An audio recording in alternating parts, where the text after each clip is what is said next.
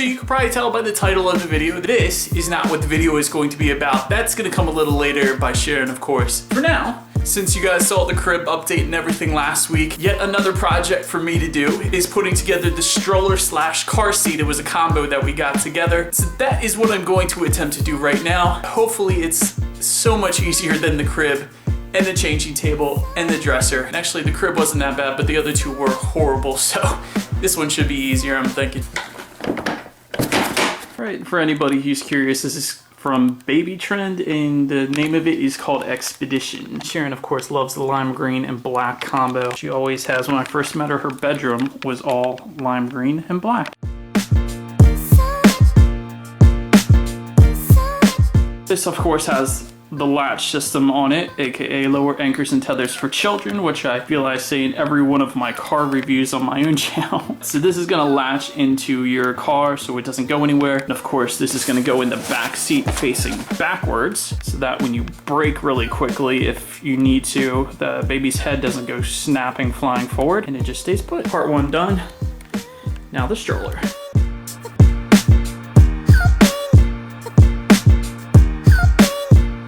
Alright, so the stroller is now done as well. This is actually pretty cool. This is for the parents, of course. You got the little cup holders where you're pushing around, getting exercise, and you want to get a little drink on the trip. This thing comes up as far as you want it to, of course. It gives a little shade to the kid. Then this is also pretty cool. I found this out. I didn't know I had this, but it's a little like pass-through so you can see your child while they're in the stroller if you wanted to. Anywho, that's what I did today.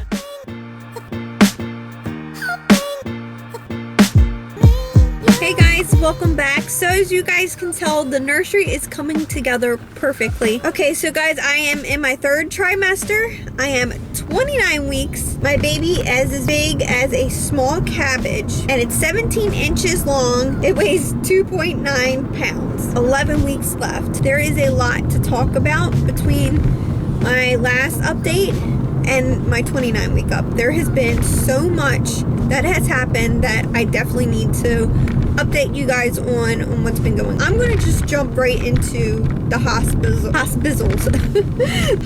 visit that we had around like 12:30 at night. I was having extreme pain in my belly, kind of near my belly button and over. The pain would shift all the way into my back. I was like dealing with the pain for a while throughout the night, and I just kept dealing with it, and the pain just kept consistently getting worse. At one point it hurt so bad that I was like, Andy, we're getting dressed, we need to go to the hospital right now. I was having not necessarily cramps, but my back, everything was just, honestly, I was just hurting everywhere. They hooked me up to all these monitors on my belly and stuff like that. She gave me like this little button to push every time I felt Jason. She made me pee in a cup. I mean, just getting up to walk was so, like, it was painful. And then I lay back down, and then she came back a little while later, like I guess around 30 to 45 minutes later, she came back and said that I had a pretty bad UTI, that it probably traveled to my kidneys, and that's probably why I was hurting so bad. So on top of the UTI infection that was so bad, she saw that I was having contractions. She had to check my cervix to make sure that I was not dilated. That was so painful. I mean, that was probably almost even more painful than the sharp pains that I was having. I wanted to scream when she checked my cervix. That was hurting. Finally, she said that I was not dilated, which was great, and then they recommended me to get on some medication. Then we were on our way. Finally, I got my medication and things started to look better. I think a week or 2 weeks later, I had my regular doctor's appointment checkup with my OBGYN. After I go to my appointment, it's my glucose, okay? And I had to take my glucose test. I drank the glucose drink, and then I had to go down there like within that hour and get my blood drawn.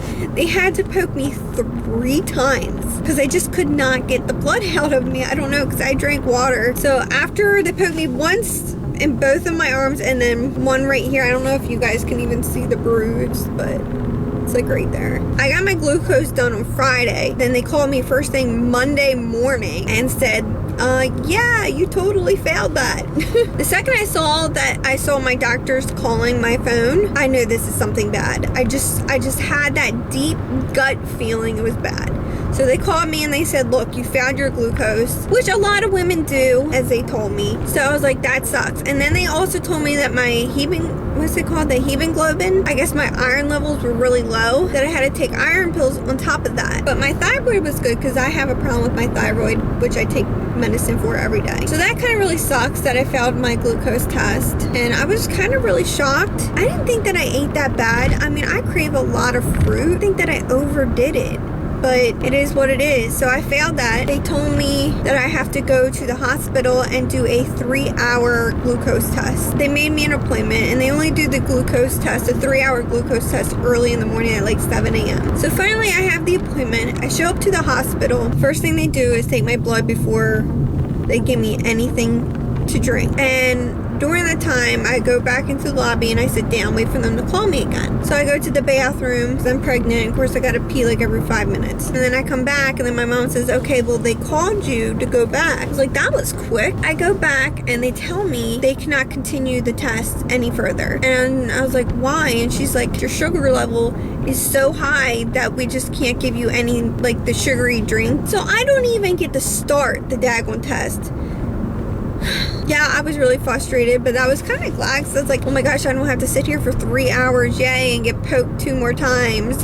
So she says the hospital's going to call your doctor, then the doctor will decide on what he wants to do from there. A little bit later than around 1:30, they finally call me and they tell me you don't need any further testing to know that if you're diabetic or not. You are definitely diabetic. I was like, great. So what do we do? So they're going to send me to a diabetic center to control my high blood sugar. I have to make an appointment for that. And that's kind of where we're at with all that. I guess they're going to give me like a dietitian, a kit to take home so I can prick my finger and just control my levels. Didn't expect all this to happen because it kind of sucks. I just kind of wanted to give you guys a little bit of the risk factors of having gestational diabetes. So having the diabetes during pregnancy can cause high blood pressure. It can cause my baby to have jaundice. It also can cause me to have a very large baby, which I'm having a boy. I always think boys are a little bit bigger than girls anyway. Also have diabetes. It can make you have early delivery.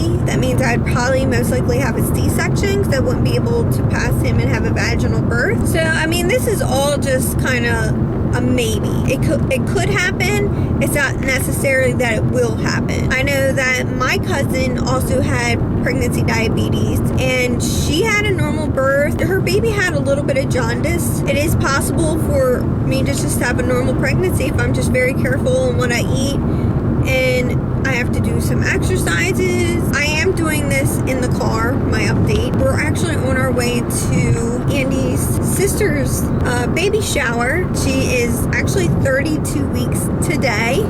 So she's 3 weeks ahead of me. She's having a little girl and I'm having a little boy.